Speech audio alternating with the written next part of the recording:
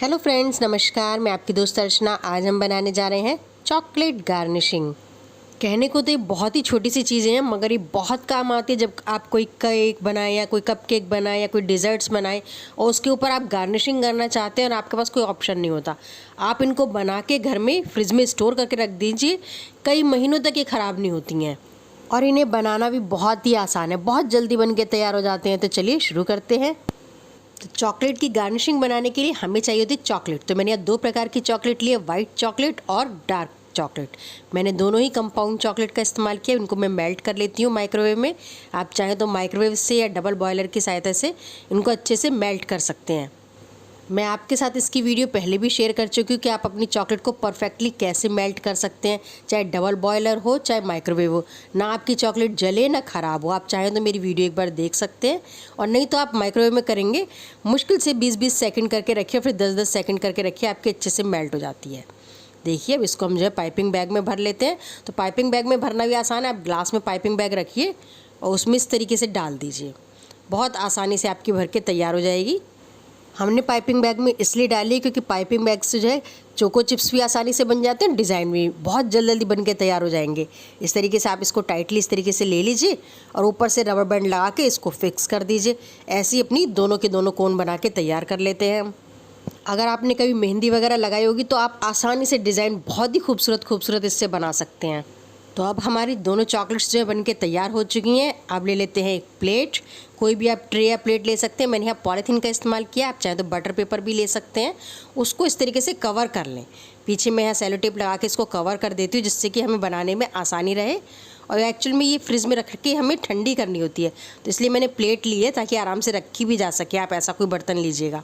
और इसके ऊपर डिज़ाइनिंग बनानी हो तो आप देखिए, मैं ऐसे रैंडमली कुछ भी हाथ चला रही हूँ, जहाँ भी चल रहा है आप ऐसे ही कुछ भी जो चाहे वो बनाएं, क्योंकि सूखने के बाद फिर आराम से उसी शेप में निकल आती है। तो मैं बेल की तरह बना रही हूँ। इसको डबल कलर में बनाऊँगी, वाइट और डार्क में। तो इसको ध्यान रखना है कि बेल की तरह बनाए तो थोड़ा पतला रखें। अगर आपका मोटा आ गया तो कोई बात नहीं, आप उसके ऊपर दोबारा लाइन चला लें। देखिए, मैं आपको दिखाती हूँ। ऐसे लूज़ चला ली, उसके बाद आप चाहें तो दोबारा चला लें। और मैं इसको थोड़ा अपोजिट डायरेक्शन में इसलिए चला रही हूँ ताकि वो आपस में बंध जाए। इस तरह की गार्निशिंग अगर हम केक के ऊपर लगाते तो हमारा केक बहुत ही खूबसूरत लगता है। अब देखिए, मैं चोको चिप्स बना रही हूँ। चोको चिप्स कितने आसानी से, सिंपल एक डॉट सी हमने रखनी होती है, तो हमारे पाइपिंग बैग से बहुत आसानी से रखी जा सकती हैं। चोको चिप्स आप अपनी पसंद के हिसाब से बड़े छोटे जैसे चाहें वैसे बना सकते हैं। तो यहाँ पे मैं छोटे छोटे बना रही हूँ। अगर आपको बड़े पसंद है तो आप बड़े बड़े भी ले सकते हैं। अगर आपको चोको चिप वाली कुकीज़ वगैरह बनानी है, उसके साइज़ का चाहिए तो आप उसके हिसाब से ले सकते हैं। या आपको किसी चीज़ में गार्निशिंग के लिए ऊपर से स्प्रिंकल की तरह लेने तो आप वैसे भी ले सकते हैं। ये आपके हाथ पे डिपेंड करता है कि आपको कैसे पसंद है, आप क्या चीज़ बनाना चाहते हैं, क्या डिज़ाइन लेना चाहते हैं। आपके हाथ में अगर कोन हो, आप अपने मनपसंद डिज़ाइन कुछ भी बना सकते हैं। चोको चिप्स सबसे ज़्यादा यूज़ होते हैं कप केक में, कुकीज़ में और डिज़र्ट्स में।